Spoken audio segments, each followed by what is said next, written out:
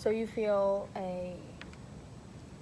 like a void between her, your fiance, and her family, and you're not quite sure how to take her family because you're so used to your fiance and the way she acts. Exactly. Is that how? Yeah, exactly. It's just when I'm with, it's like I'll give you an example. Like when my fiance met my parents, she was like she walked into their house. She was very polite, very respectful. Mm-hmm. You know, treated them very, very nice, friendly, engaged in conversation. Mm-hmm. And a very positive person overall. She was just being herself, and it was great. You know. Yeah. And that was just a weight off my shoulders, you know. Now, after we got engaged, I thought, okay, you know what, maybe it's time for our parents to meet. Mm-hmm. Which, not a good one. You know, like, so they met my parents, they came to my parents' house. Yeah. They treated my parents like, they were their slaves, like, just started shouting orders. Like, her dad sat in my dad's chair and wouldn't get up. Like, I mean, I know me and my family aren't from here, but, you know, we've always, like, back home, back where we're originally from. Mm-hmm. You know, we moved out here when I was maybe just early high school, you know, but, you know, back where we're from, it's like, you're very respectful when someone's in your house, you know, you're always very kind and cordial. Mm-hmm. And I swear, this guy, like, my dad wanted to flip that guy in the chair. My dad doesn't want to hurt anybody. Mm-hmm. My dad's the kind of person to feel guilty about swatting a fly. Yeah. I want to go back to what you said about your family, about how you were raised to be polite and respectable in other people's houses. That now bringing that together with your in-laws, it's not how you were raised. I feel like you, in my opinion, and from what you have said,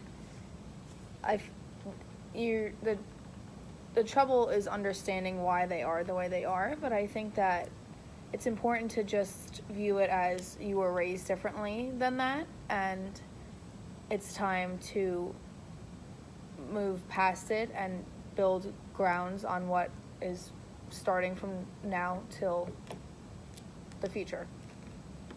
So,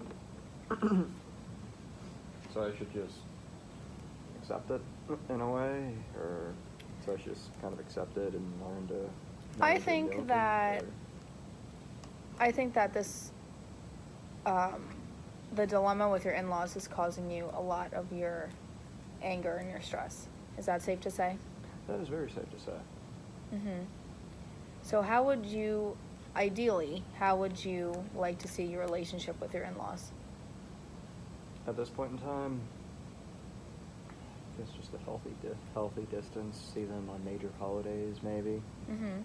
You know, maybe Thanksgiving, maybe Christmas. I mean, shoot, I'm not much of a drinker, but if I'm going to see them on Christmas, I'm gunning down a 6-pack or something. Okay.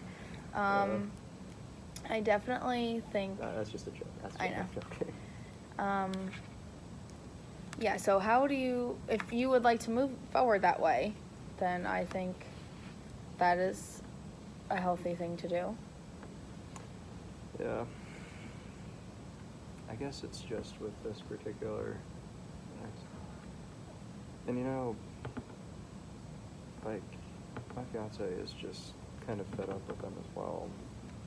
She's always it's so bad because she's always apologizing for them too.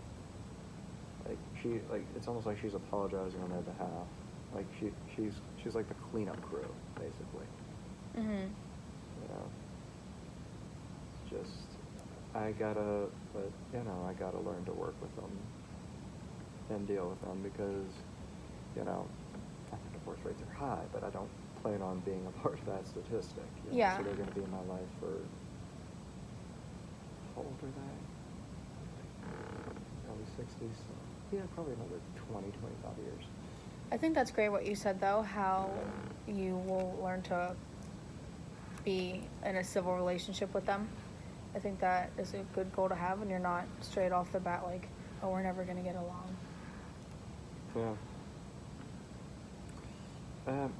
I mean, I'll always try to have the olive branch open, but I mean, it's going to be very hard, particularly at the wedding, because I mean, like I said, we were I know this sounds really bad, but we're actually considering them putting them in a table by themselves in a corner somewhere.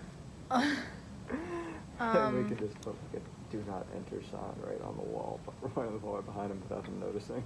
Yeah, well, I mean, that may sound nice in your thoughts, but I think that being civil with them will promote maybe a lot of decreased stress in your life and build for future relationships with them. Yeah, you're right. You're right. I mean, yeah, the wedding coming up so soon now, it's like, I guess I'm just kind of nervous about that. I'm not thinking of any possibility that could go wrong. It's like, you spend so much time planning it out. Yeah, you spend so much time planning it out, it's like anything, you're so worried about any little thing that could go wrong. Because, I mean, to be perfectly honest with you, I'm perfectly honest with you, I could literally get married on, I could literally get married in a tiny one-room church the size of this office.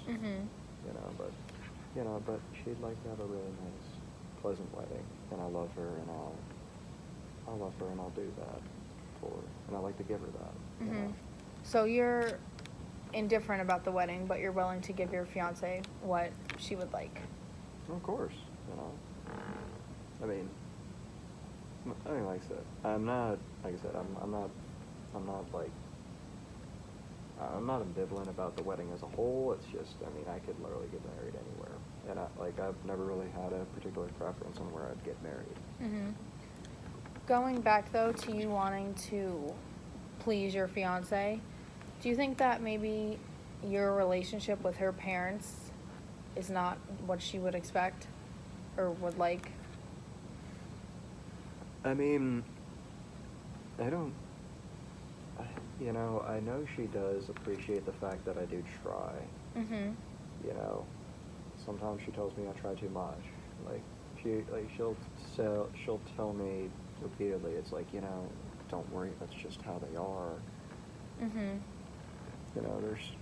She's like, oh, there's nothing that can be done about it.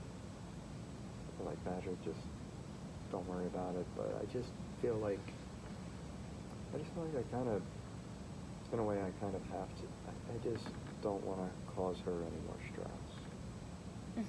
I mean, she already. I mean, she tries to break away. I guess being with me is kind of helping her break away from it a little bit. But it's like anytime she tries to break off from them, it's like they just, like, I've seen them verbally berate her repeatedly, and that irritated me. So back to your relationship with your in-laws. How would you like to go about working with them in a healthy way? Because everything that we're talking about keeps coming back to them.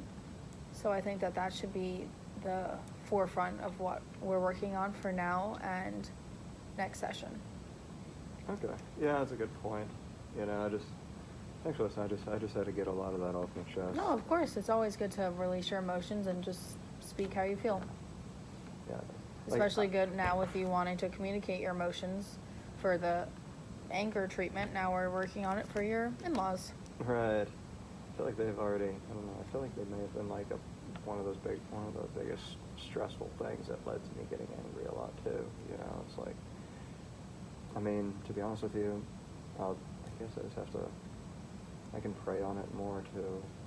Okay. I mean, praying kind of helps me mellow out a bit. Okay.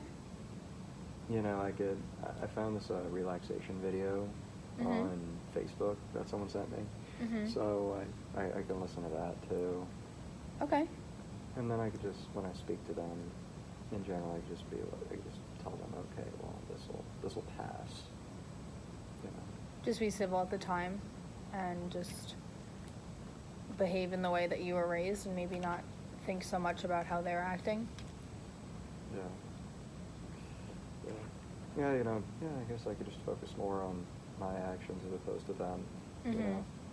Because at the end of the day, I'm the one losing sleep over it, not them. Yeah, you can't control other people's actions. You just need to control how you yourself react to them.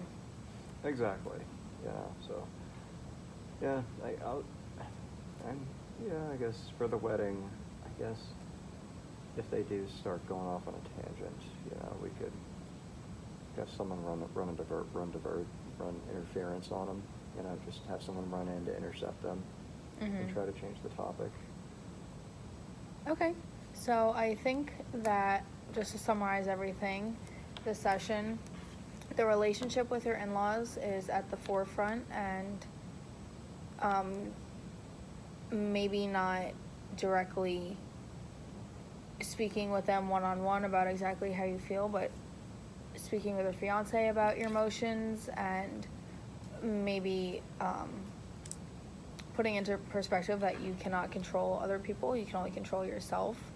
And your wedding is supposed to be a happy time in your life, so you should look back on these times and view them as like wonderful times in your life, things that you'll always remember. Right. Mhm. Okay. So I think that's a good place to work on for next week.